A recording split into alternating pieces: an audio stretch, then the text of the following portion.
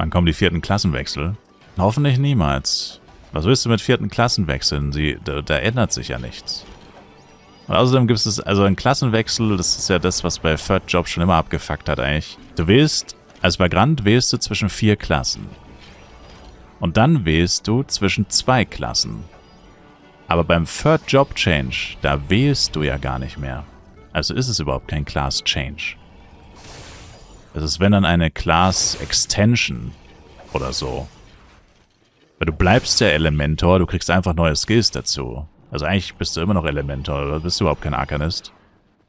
Das würde nur dann Sinn ergeben, wenn du wählen könntest zwischen Arcanist und, was weiß ich, Elementalist oder so ein Scheiß. Aber das geht gar nicht. Und wenn sie jetzt einen 4. Job-Change machen würden, dann wäre es wieder kein richtiger Job-Change, weil du würdest einfach in deinem aktuellen Job bleiben und würdest einfach wieder neue Skills hinzubekommen.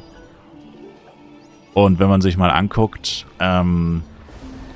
wie viele Leute mit manchen Klassen unzufrieden sind, ich sag mal, Low-Level AOE Knight wäre da ein prominentes Beispiel, der bis Level 75 richtig ranzig ist. Und auch AOE BP. Alle Klassen, die keinen Gap Closer und keinen Speed Skill haben und so.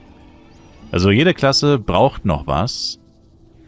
Und beim Knight haben sie endlich einen Gap Closer hinzugefügt oder so einen Mobility Skill. Diesen, wie heißt der, Divining Sky oder wie auch immer, ich weiß nicht, wie er heißt, scheißegal.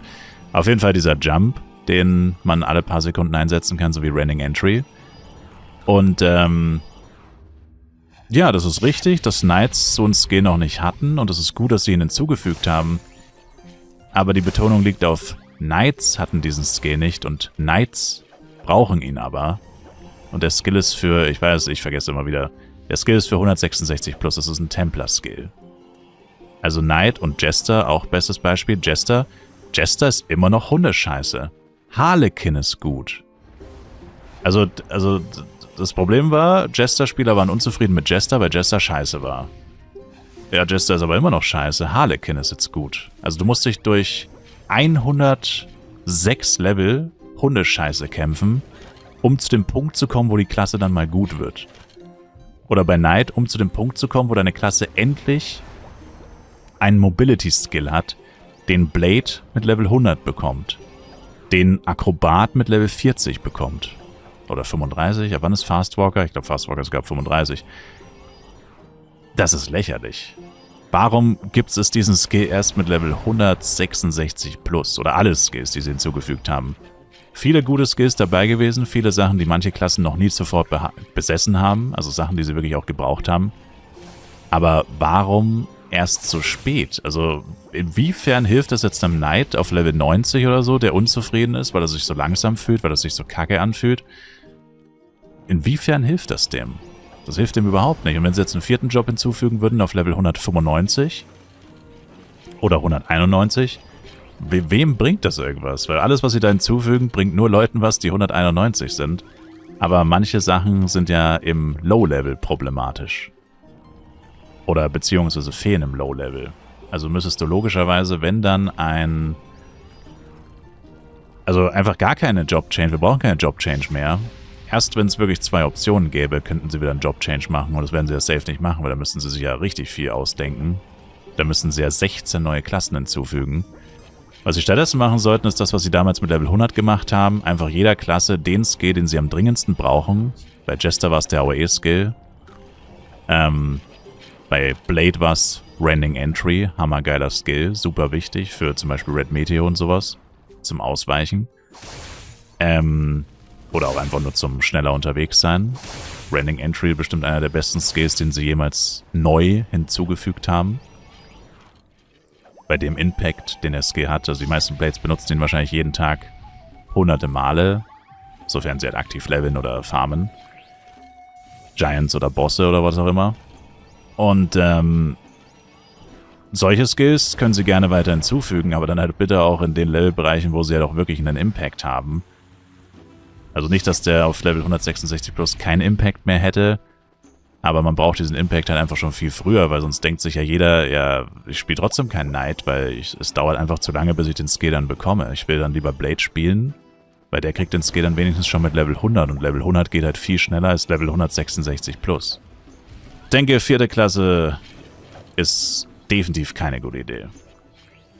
Und ich denke, die meisten Leute wollen sowieso lieber eine neue Klasse, also eine komplett neue Klasse. First, Second, Third Job. Was sie auch nicht machen werden.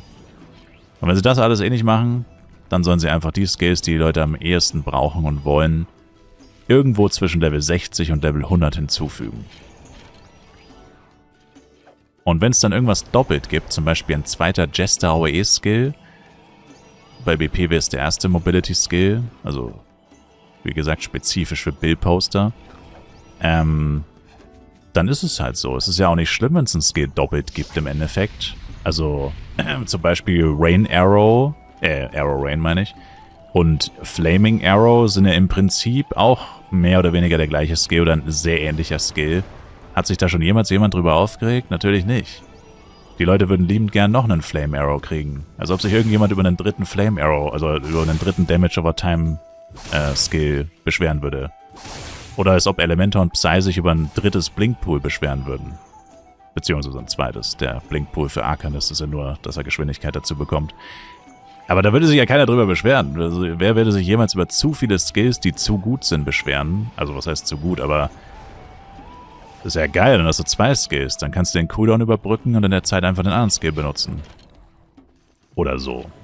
Und ich meine, natürlich wäre es klüger, wenn du Skills hinzufügst, die Leute auch tatsächlich brauchen und die noch nicht existieren. Aber bei den Klassen, die, sage ich mal in Anführungszeichen, schon alles haben, also Elementor hat fast alles, würde ich sagen. Er hat Slows, er hat Stunts, er hat Damage over Time, er hat Mobility. Ich würde sagen Elementor oder auch Ranger, das sind so Klassen, die haben eigentlich schon fast alles. Aber ja gut, das ist ja nicht schlimm, dann machst du halt einfach noch einen Skill. Dann fügst du halt, oder fairerweise könnte man sagen, ja gut, dann gibst du halt Elementor nur 2 Skills, dem Ranger nur 2 Skills und jemand wie Knight oder BP, die kriegen dann halt 4 Skills, ja. Wobei das würde wahrscheinlich wieder schlecht ankommen, weil die Leute sich dann ungerecht behandelt fühlen, wenn einer 4 bekommt und einer nur 2. Ja, muss man natürlich auch wieder aufpassen. Aber, ja, mein Gott. Also wie gesagt, und dann machst du halt im schlimmsten Fall einfach einen zweiten Skill hinzu und man kann irgendwie nur einen skillen oder sowas. Kannst du ja auch machen. Zum Beispiel, es gibt dann zweimal Poison Cloud, aber du kannst nur einen von beiden benutzen. Also wenn einer benutzt wird, sind beide auf Cooldown oder so. Dann kannst du ja so irgendwie die Balance reinbringen. Aber ich glaube nicht, dass es irgendeinen Flive-Spieler geben würde, der sich über zu viele Skills aufregen würde.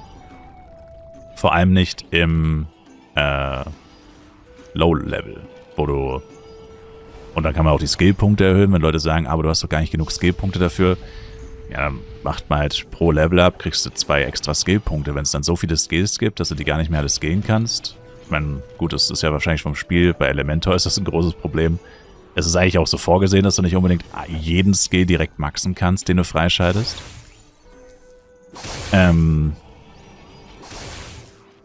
Aber grundsätzlich könnte man halt einfach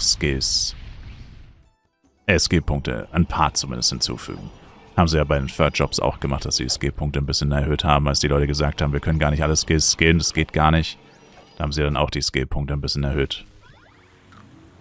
Müsste man dann halt gucken. Also einmal pro Jahr, so wie gesagt, wie diese 100er-Skills, das müssten sie eigentlich mindestens einmal pro Jahr machen. Dass sie gucken, was wird so am meisten gefordert.